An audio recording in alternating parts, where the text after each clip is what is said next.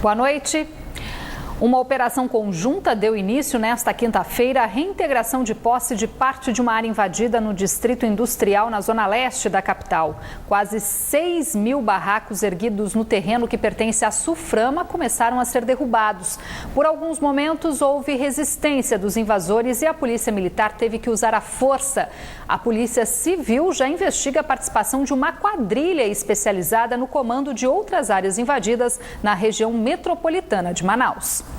Logo no começo, na Avenida Flamboyant, no Distrito Industrial 2, zona leste da capital, os primeiros indícios de que a reintegração de posse não seria pacífica. O acesso à área já estava bloqueado. Nós não temos moradia para onde morar e agora, depois de limpo, eles vieram tomar o terreno da gente, porque eles deveriam ter vindo conversar com a gente, mas como eles falaram no jornal que eles vinham pacificamente, eles não estão deixando a gente entrar. Em tom de aviso, a polícia pediu o desbloqueio. O lugar ideal para vocês reivindicarem não é esse local aqui. Infelizmente, se vocês continuarem aqui, a gente vai ser obrigado a usar a força necessária. Então não é o caso a gente estar usando a força necessária aqui. Em meio à turbulência, quem tentava passar pelo local reclamava. Neste momento, a polícia avança para tentar dispersar alguns invasores que ainda insistem em retornar à área invadida. Agora há pouco você pôde ouvir uma bomba de efeito moral foi lançada, os invasores insistem em entrar, a movimentação é bastante tensa. A polícia avança tentando dispersar. Bombeiros apagavam os rastros de fogo deixados pelos manifestantes que resistiam em deixar o local. Mais à frente, próximo à área conhecida como Pista da Raquete, o confronto com a polícia era quase direto. Os invasores revidavam com fogos de artifício. A resposta vinha com mais bombas de efeito moral e balas de borracha. A área que pertence à Suframa foi invadida há pouco mais de um mês e meio. O primeiro pedido de reintegração, que começou a ser cumprido hoje, corresponde a cerca de 160 mil metros quadrados de invasão. Só aqui são quase 6.000 famílias. Está sendo executado o cumprimento do mandado nesse momento. A Polícia Militar está aqui com 200 homens. No entanto, a operação é conjunta. Vários órgãos, Bombeiro, Polícia Federal, SEMAS, juntamente com a Polícia Militar, está dando cumprimento ao mandado. Uma invasão com dimensões de um bairro, diversas casas de madeira, alvenaria e até comércios montados. Tudo distribuído em pequenos lotes, alguns até já colocados à venda. Estradas foram construídas, cortando a mata já quase inexistente no local. Segundo a estimativa da Secretaria Municipal de Meio Ambiente, de acordo com a Secretaria Municipal de Meio Ambiente, ainda não dá para se precisar o tamanho da área devastada. No entanto, eles calculam que daria para se construir pelo menos 20 campos de futebol. Dona Terezinha insiste em permanecer na área, mesmo sabendo que as máquinas estão para chegar a qualquer momento. A gente não tem para onde ir agora. Eu não tenho dinheiro para pagar aluguel. E para onde que eu vou botar minhas coisas no meio da rua? É dolorido, gente. Segundo este delegado, a Polícia Civil já investiga a suspeita de participação de uma quadrilha especializada em outras invasões na capital. E prisões não estão descartadas. Elas migram de área para área. Alguns líderes daqui foram líderes lá no Detran, foram líderes lá no Iranduba. Então nós iremos identificar através de documentos e provas e será encaminhado a um setor competente para que esse setor competente analise e peça prisão preventiva. Enquanto não sair a prisão desses meliantes que estão induzindo a população em erro, a indústria da invasão vai permanecer na nossa cidade. No fim da manhã, máquinas deram início às demolições dos barracos. Pelo menos outras 500 famílias permanecem na área da Suframa e novas reintegrações podem acontecer a qualquer momento. De acordo com a assessoria de imprensa da Polícia Militar, devido à extensão da área, a reintegração de posse será retomada nesta sexta-feira e policiais da Rocan e da 4ª SICOM permanecem fazendo a segurança da área. Representantes do Conselho Nacional de Política Criminal e Penitenciária estão em Manaus para avaliar as condições do sistema carcerário do Estado. Um dos problemas apontados e discutido com os próprios detentos é a superlotação dos presídios, situação que o governo do Estado promete minimizar com a construção de novas unidades em parceria com a iniciativa privada. A audiência aconteceu dentro do regime fechado do Complexo Penitenciário Anísio Jobim. De acordo com o presidente do Conselho Nacional de Política Criminal e Penitenciário, desde dezembro do ano passado, audiências como esta vêm sendo realizadas em todo o país, com a finalidade de ouvir os internos sobre os caminhos para melhorar as políticas públicas envolvendo a execução penal.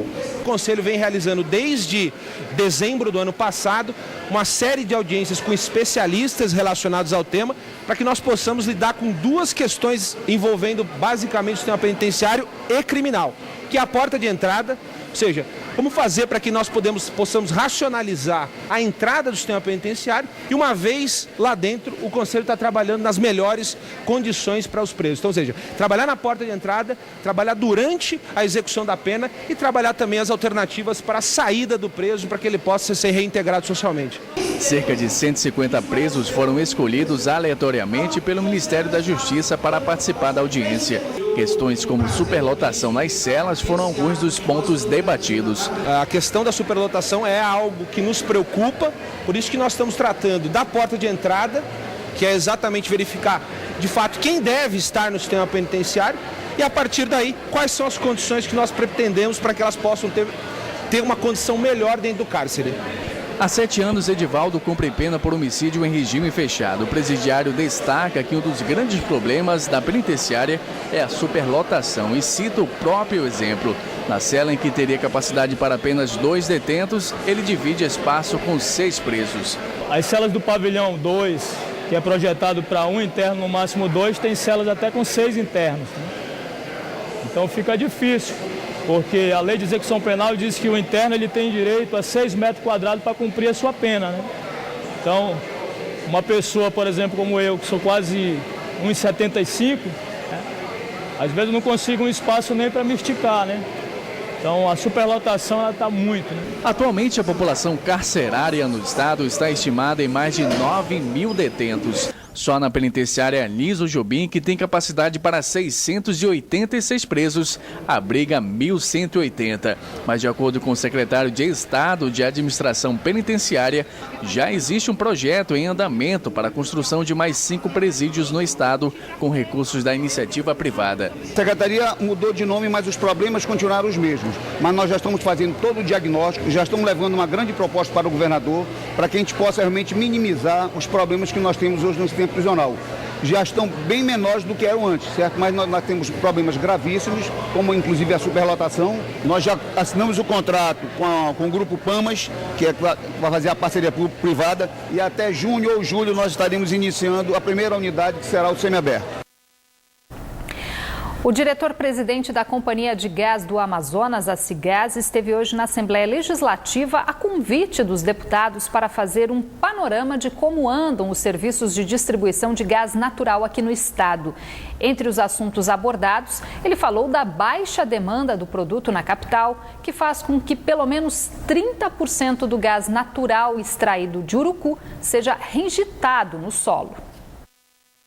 O gás natural já é uma realidade no Amazonas desde 2010. De lá para cá, mais de 200 milhões de reais foram investidos na viabilização da entrega do gás natural aos clientes do segmento industrial, termoelétrico, comercial e veicular. Mais dos 5 milhões e 500 mil metros cúbicos de gás natural disponibilizados diariamente pela Petrobras à Cigás, apenas 70% são comercializados. O restante é devolvido. A atuação da Cigás na distribuição do gás natural para o polo industrial de Manaus foi comentada pelo ministro de Minas e Energia, Eduardo Braga. Eu creio que há um desafio para a Cigás muito maior e que nós estamos absolutamente à disposição. A energia é fundamental, o gás para nós é um bem precioso, mas eu creio que a utilização do gás também para a indústria é importante para a geração de emprego, para a geração alternativa. Nesta manhã, o diretor-presidente da Cigás, Lino Xíxaro, esteve na Assembleia Legislativa do Estado para fazer um balanço dos serviços da companhia e alegou que a devolução do gás natural que não é utilizado é causada pela baixa demanda do produto aqui na capital. Nós percebemos que não chegará a 500 mil, não por falta de desempenho da companhia, mas porque não há consumo em Manaus consolidado. Então, a tendência é que no próximo ano, ou até neste ano mesmo, nós nos associemos à CEPLAN para que outros tipos de negócios venham para Manaus, como o polo petroquímico e outros, para esse consumo aumentar. A proposta de levar o diretor-presidente da Cigás para o plenário do Legislativo Estadual foi do deputado Adjuto Afonso, do PP. E que a Cigás hoje já está canalizando gás para os postos de gasolina, portanto, é um serviço para a população. Nós queremos saber até que ponto esse serviço vai melhorar para a população, que tipos de empregos serão gerados com isso aí, também da mesma forma que receita para o Estado. Consciente dos desafios na comercialização do gás natural, o governo do estado passou a subsidiar a conversão do combustível de veículos para o GNV, com um bônus de R$1.000. Hoje, 5 oficinas aqui na capital estão autorizadas a fazer a conversão. O investimento médio é de R$5.000. Quem trabalha com a conversão já sente os resultados. A procura agora está cada dia aumentando. Eu aqui na loja estamos com 3 carros para montar aqui na oficina. Graças a Deus a procura é muito grande. Este ano, o número de postos que comercializa o GNV em Manaus passou de 3 para 5 postos. Este motorista diz que preferiu o GNV por questão de economia. Está muito difícil andar com gasolina aqui. Aí eu resolvi fazer mas por economia também, né? Mas apesar das vantagens, a oferta do gás natural é bem maior que a demanda. No ano que vem, o desafio da Cigás é levar o gás natural também para residências. E ainda de acordo com o presidente da companhia, os desafios são muitos, mas a empresa espera se consolidar nos próximos anos. Nós assumimos metas no contrato original para consumo tanto no setor termoelétrico e no setor não termoelétrico. Nós estamos numa evolução e pretendemos chegar ao topo, que são os 500 mil para um ou 5 milhões para o outro.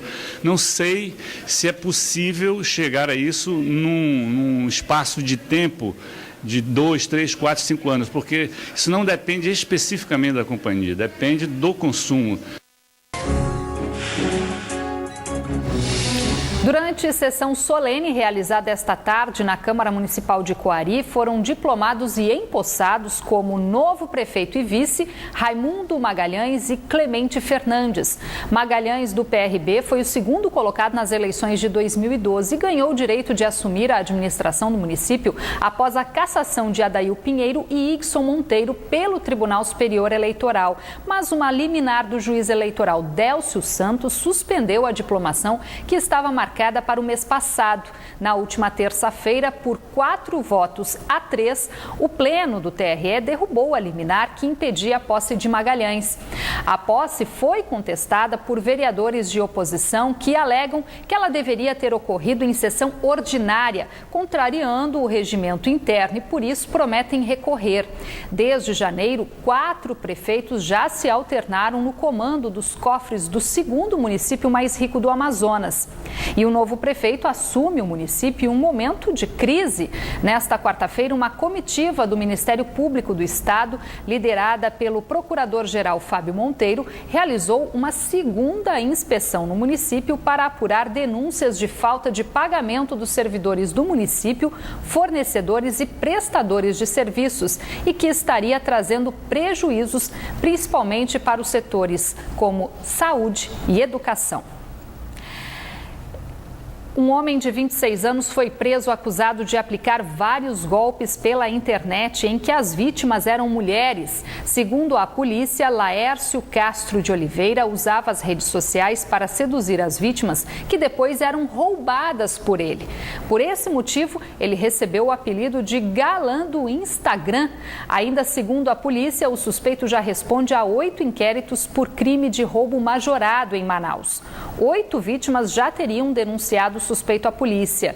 Ele será autuado por roubo majorado e encaminhado à cadeia pública Raimundo Vidal Pessoa.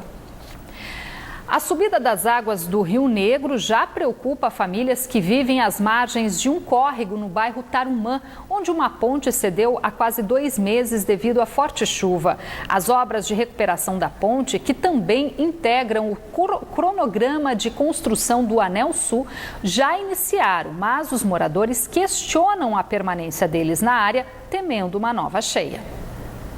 Há quase 2 meses, a ponte de ferro instalada pelo Exército retomou o tráfego de veículos na rodovia AM450, no bairro Tarumã, zona oeste da capital. Em fevereiro, a estrutura da ponte sobre o córrego cedeu com a forte chuva e a medida emergencial foi a solução mais rápida. Mas, por aqui, o trânsito é intenso e a demora no revezamento da passagem dos veículos traz certa irritação para os motoristas. A dificuldade só na hora do trânsito mais forte, vamos supor, 5 horas da tarde em diante, sabe, até as 18 horas por aí. Aí dá um engarrafamento bacana aqui, sabe? Tem que ter paciência, né? Fazer o quê, né? Não tem nem carro, dá pra, como a gente vai pra ali, dá pra ter passagem, né? Por exemplo, tem 2 guardinhas aí, não resolve nada.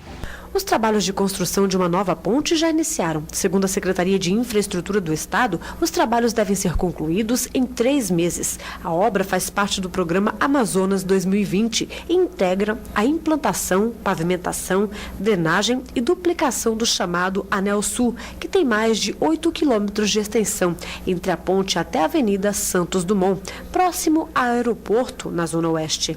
O projeto está orçado em mais de 80 milhões e meio de reais. Cerca de 20 comerciantes das proximidades já foram removidos e indenizados. Já as demais famílias, pelo menos 9, que moram na parte de baixo da ponte, beirando o córrego, ainda aguardam por uma definição, já temendo a cheia, pedem para sair. Não, ainda não procuraram, ainda não falaram nada ainda sobre a gente aqui. Eles procuram primeiro a beira da rua, entendeu? Mas a gente mesmo, eles não procuram não. A gente sempre passa por esse sofrimento aqui todo ano quando alaga, entendeu? Eu estou muito preocupada porque devido à ponte ter cedido, ela colocaram essa ponte de ferro, né?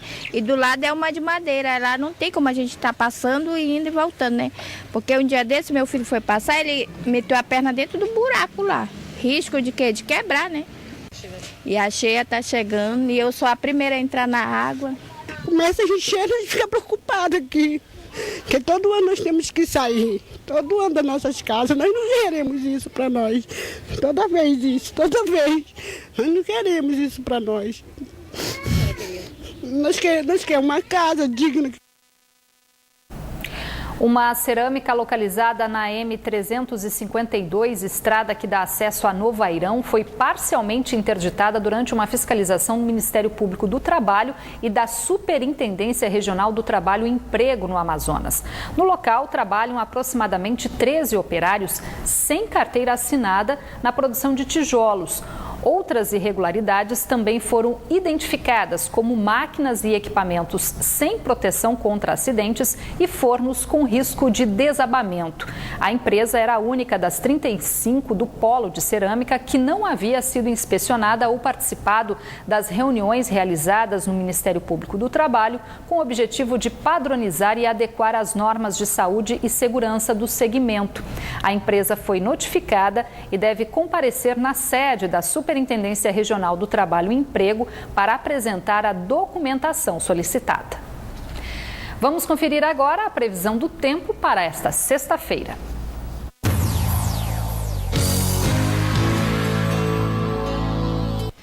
Em Alvarães, o sol aparece com muitas nuvens e a possibilidade de chuvas a qualquer hora do dia. As temperaturas variam entre 24 e 33 graus.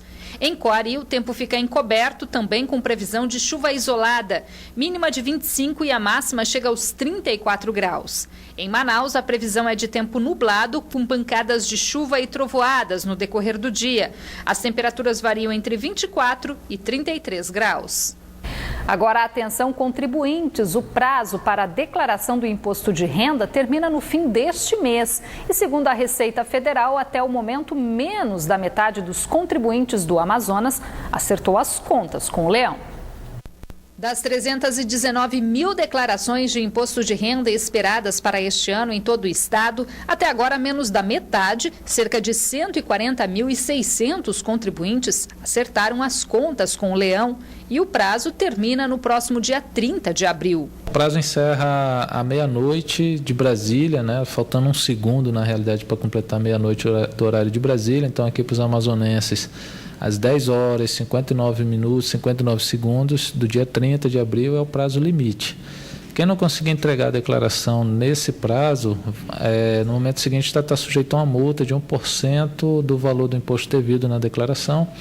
Essa multa tem um valor mínimo de R$ 165,74 e o CPF do contribuinte fica com uma pendência de regularização até que ele entregue a declaração. Esse prazo de entrega da declaração, ele já há mais de uma década e não tem prorrogação de prazo, então o contribuinte não deve contar de forma alguma com essa possibilidade. No ano passado, a Receita Federal no Amazonas recebeu 313 mil declarações. 25 mil contribuintes caíram na malha fina.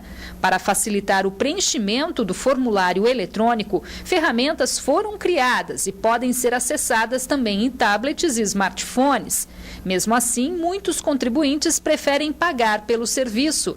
Segundo este contador, a principal dificuldade dos clientes geralmente é juntar os comprovantes de renda. Mas o trabalho são os comprovantes de rendimentos mesmo. Essas são as maiores dificuldades, principalmente para profissional liberal que trabalha em vários locais, receber esses documentos que comprovem a sua renda do ano anterior. O segundo é despesas médicas, que às vezes você vai no médico, não pega o recibo ou a nota fiscal e você vai pegar simplesmente quando você está fazendo a declaração, que você lembra de ter que ir pegar.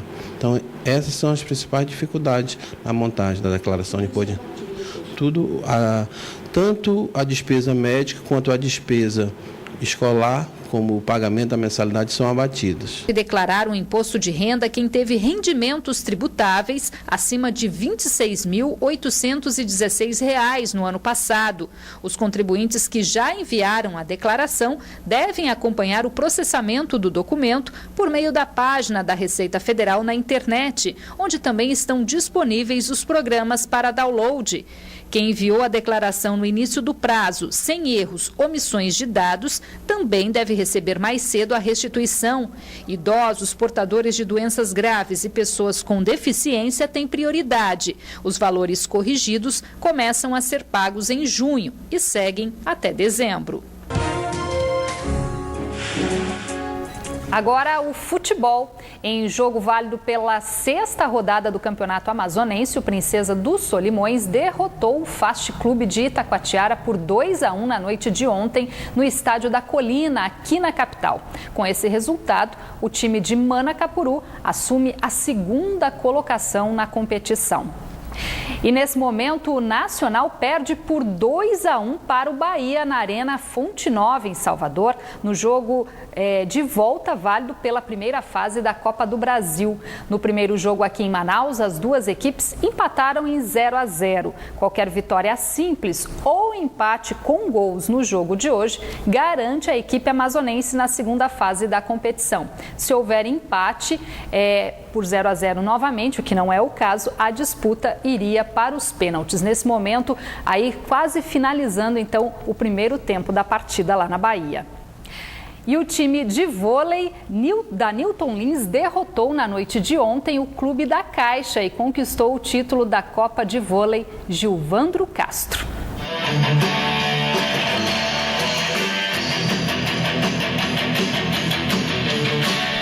Foram 18 jogos disputados, mais de 120 atletas em quadra, partidas acirradas e no fim ficaram apenas os melhores. A Copa Gilvandro Castro fecha com chave de ouro. Na final, um duelo entre gigantes. De um lado, o time da Newton Lins, atual campeão do torneio.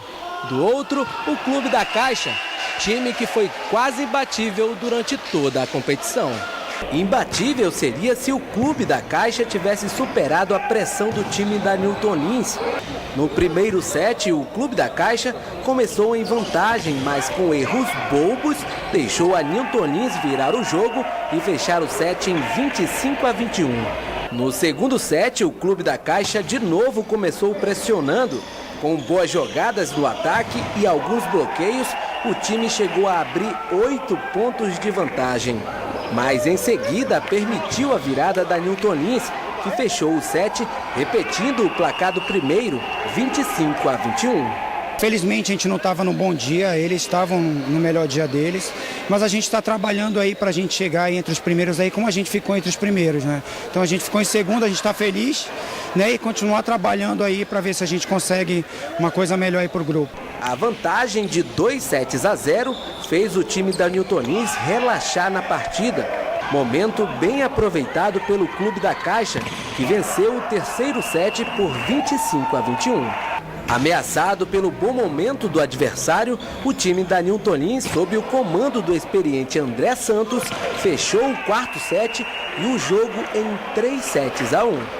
Chamei um pouco, né? Tem que ser para poder a galera entrar mais no jogo, mas foi bom, todo mundo jogou bem, cada um fez sua parte, isso que importa. Acabamos de ser bicampeão da Liga Universitária, então essa competição para a gente serve também de avaliação. Então a equipe vem sendo preparada exatamente para essas competições nacionais. Então essa competição para a gente só foi administrar que deu para ganhar o título.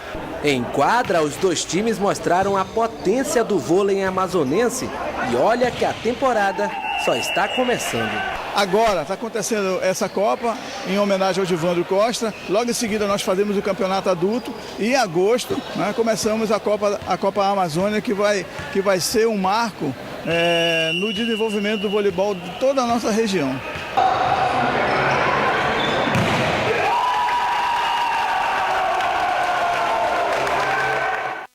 Do esporte para a cultura, mais de 400 pessoas prestigiaram na noite de ontem a abertura da primeira Mostra Manaus de Artes Visuais.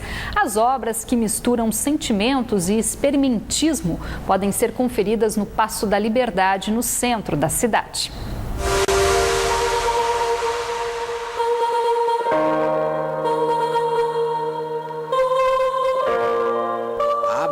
Considerada um marco no segmento na cidade, reúne 14 obras de 11 artistas amazonenses e uma de autoria coletiva. Uma variedade de novos conceitos artísticos em um espaço de experimentação. A estudante Caroline ficou impressionada com a mistura de sentimentos e expressões artísticas de uma das obras.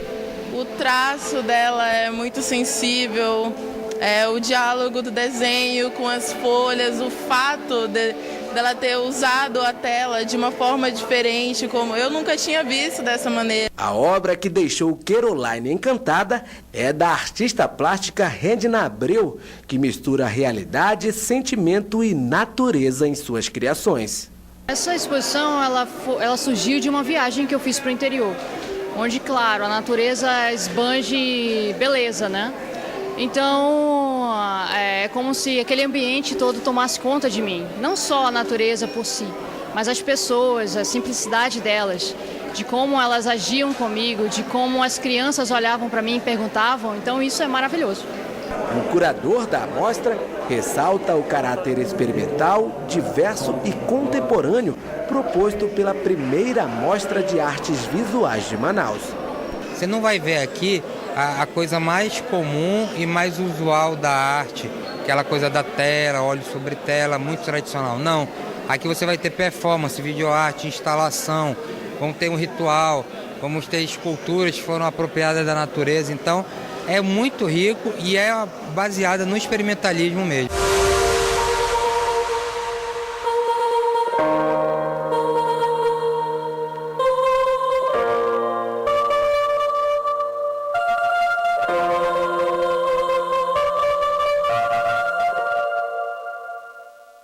Vale a pena conferir. Boa noite para você, até amanhã.